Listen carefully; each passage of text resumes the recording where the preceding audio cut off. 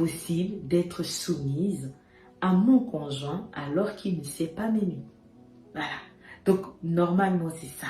C'est ça, normalement. C'est comme ça que les femmes devaient se poser des questions. C'est maintenant comme ça que, comme tu as regardé cette émission du début à la fin, tu as compris que ton homme ne sait pas t'aimer.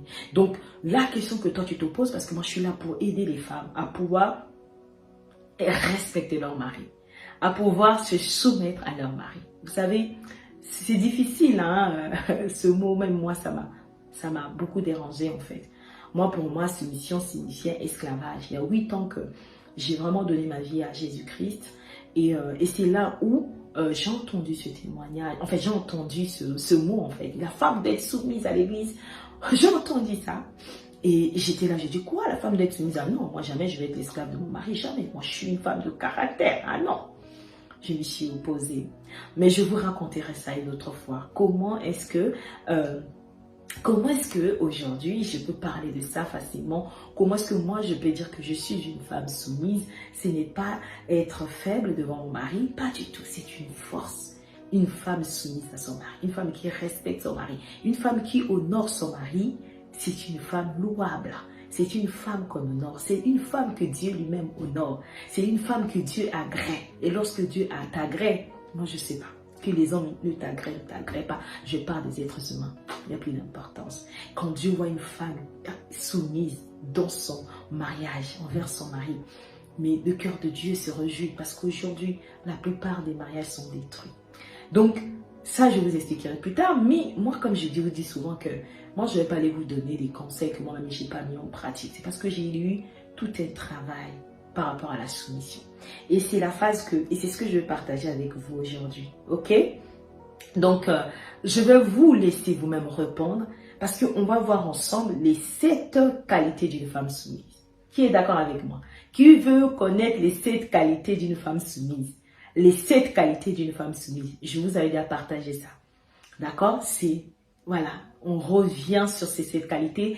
Ou bien qui a retenu? Parce qu'on avait vu ça il y a plus d'1 année déjà. Donc, qui a retenu? Qui peut me lister là dans le chat vraiment les 7 qualités d'une femme soumise?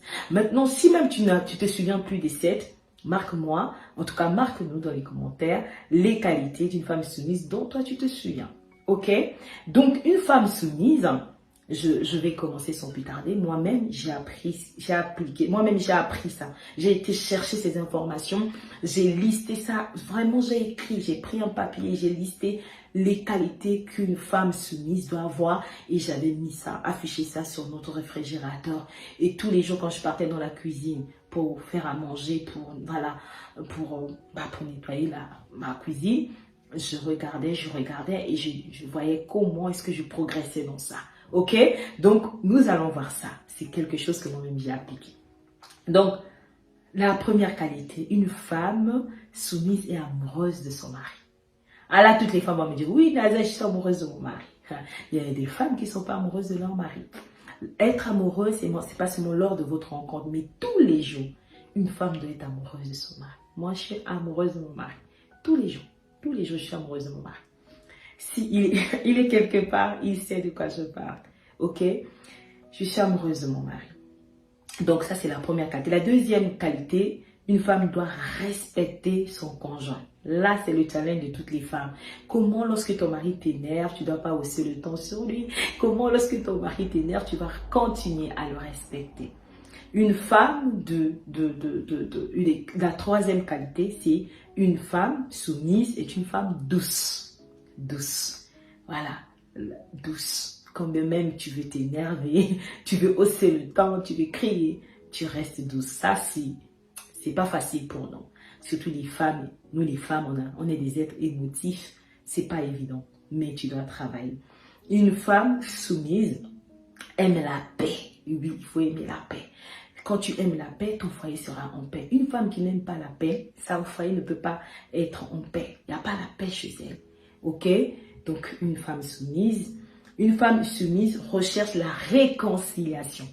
Pas une femme qui reste en train de bouder, qui est là, qui tourne le dos à son mari, qui serre ses pieds, ses jambes, qui se renferme. Non. Une femme qui aime la réconciliation, qui sait demander pardon à son mari, même quand tu as raison, parce que tu veux la réconciliation. Ou quand ton mari vient vers toi, je sais que vraiment si tu as un mari qui vient te demander pardon, c'est une grâce. Parce que, vous savez, on a fait une émission il n'y a pas très longtemps où on a parlé des hommes qui ont du mal à demander pardon. Donc, il y a un homme qui vient te demander pardon, ouais, tu pardonnes. Et la sixième qualité d'une femme soumise, c'est une bonne conseillère. Une vraie bonne conseillère. Une femme qui conseille, une femme qui propose ses idées, pas une femme qui impose ses idées. Voilà. Si tu es tout le temps en train d'imposer ce que tu veux, il faut travailler, tu dois proposer. Chérie, je pense qu'on peut faire ceci. Chérie, j'ai pensé à ceci par rapport à la situation que tu m'as présentée. Qu'est-ce que tu en penses? Voici comment est-ce que moi je vois les choses, mais le dernier mot revient à toi. C'est ça la femme soumise. Septième qualité, c'est une femme qui ne piétine pas, en tout cas sur l'autorité que Dieu a donnée à son mari. Ton mari a une autorité, ton mari est une autorité. Il est le chef de famille et tu ne dois pas piétiner sur l'autorité de ton mari, ok? Ton mari n'est pas là à dire oui à tout ce que tu dis. Ton mari n'est pas là pour que tu lui parles comme tu veux. Ton mari est là s'il a une décision, c'est ta décision que tu dois faire valoir. Si ton mari dit, ma femme, je ne veux plus désormais que tu traînes avec telle femme, toi tu dis non, je n'ai rien à faire de ton avis. C'est pas ton avis qui compte. Voilà, tu ne piétines pas. Si ton mari dit que moi, ma femme, je ne veux pas qu'aujourd'hui qu'on sorte, c'est pas ce que je dis tout pas en excès, mais qui dit je veux passer du temps avec toi. Toi, tu dis non, mais il faudrait juste que j'aille au programme de l'église. Ton mari te dit, chérie, tu restes là et tu le demandes de bon cœur. Il te le dit avec respect, avec amour. Dis voilà, chérie, je reste avec toi. Ok, si ton mari te dit on va aller en week-end en amoureux et que toi tu avais prévu aller dans un mariage, ton mari te dit non, c'est bien qu'on soit avec les gens, avec nos amis et tout ça, mais moi je veux me retrouver seule avec toi. Saute sur l'occasion, ne dis pas non. Mais tu peux toutefois lui dire chérie, j'aimerais bien aller à cette cérémonie de mariage, mais prochainement, le week-end prochain, on pourrait y aller. Tu proposes, tu piétines pas sur son autorité. C'est pas toi qui es l'autorité numéro 1, c'est ton mari. Ok? Donc, on a vu les 7 qualités d'une femme soumise et je veux voir ça dans le théâtre. Je veux voir cela. Ok? Donc, est-ce que c'est possible d'appliquer toutes ces qualités même si tu te sens pas aimé? Est-ce que c'est possible? Ça, c'est la question que je pose maintenant aux femmes qui ont compris que, voilà, que leurs hommes, c'est pas qu'ils ne les aiment pas, mais ne savent pas les aimer. Mais est-ce que c'est possible pour toi d'appliquer toutes ces qualités quand même tu penses que ton homme ne sait pas t'aimer? Est-ce que c'est possible? J'attends vos réponses. Je vais voir dans les commentaires les réponses des femmes. Est-ce que c'est possible? Moi, je dis oui parce que moi, je suis passée par là.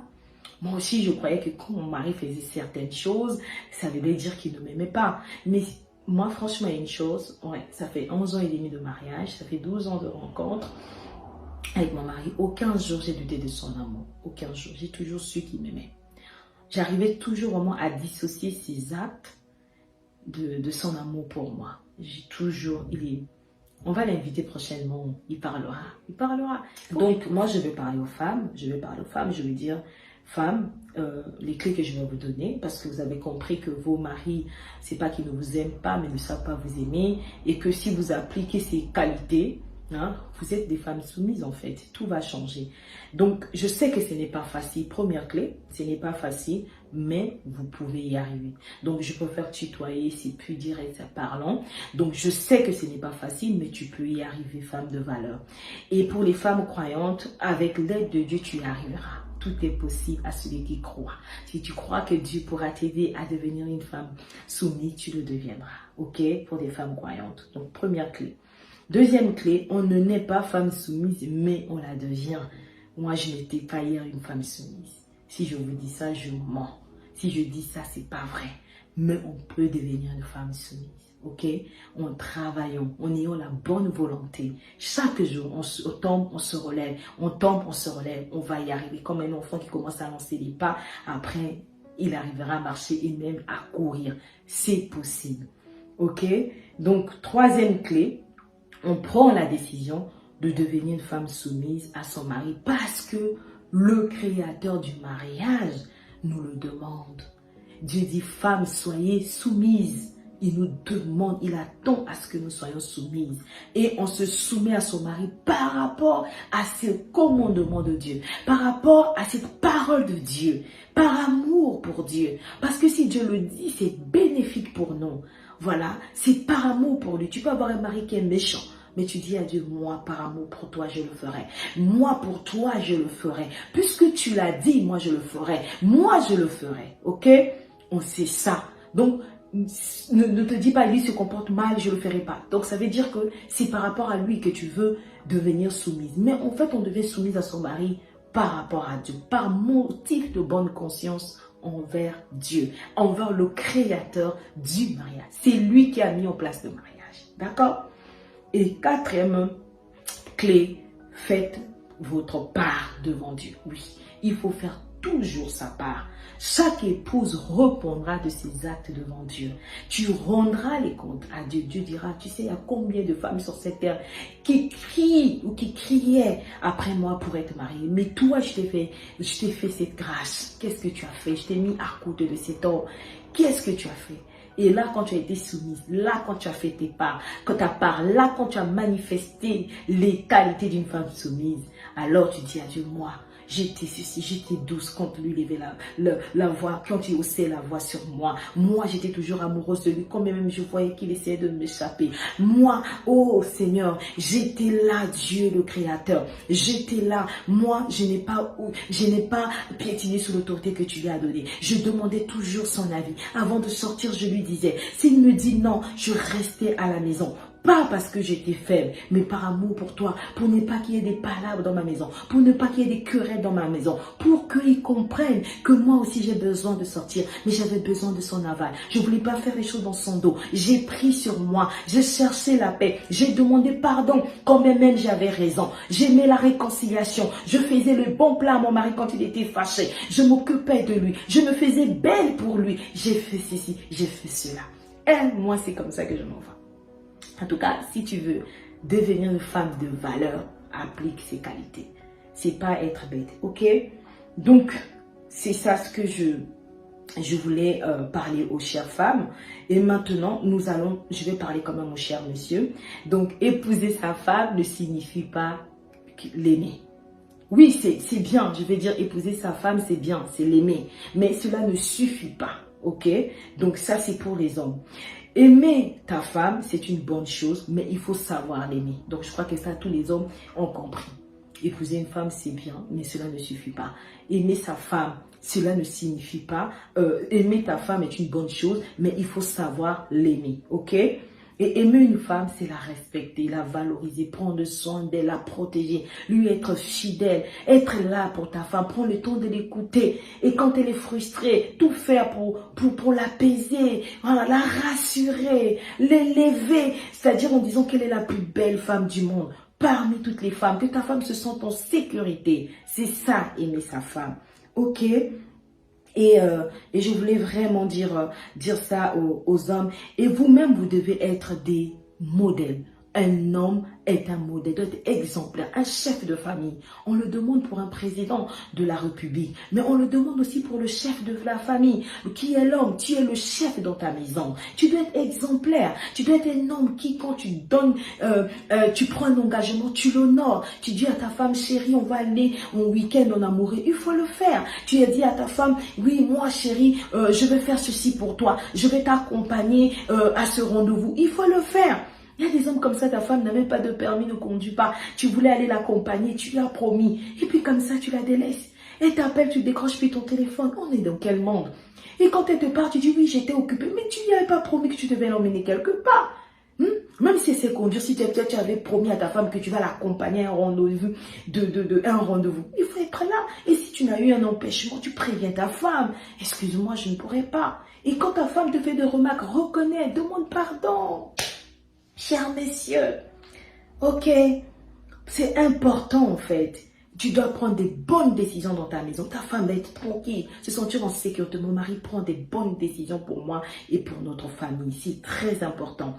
Ok, et lorsque tu sais aimer une femme naturellement, sans pression, sans parole, elle se soumet à toi. N'est-ce pas merveilleux?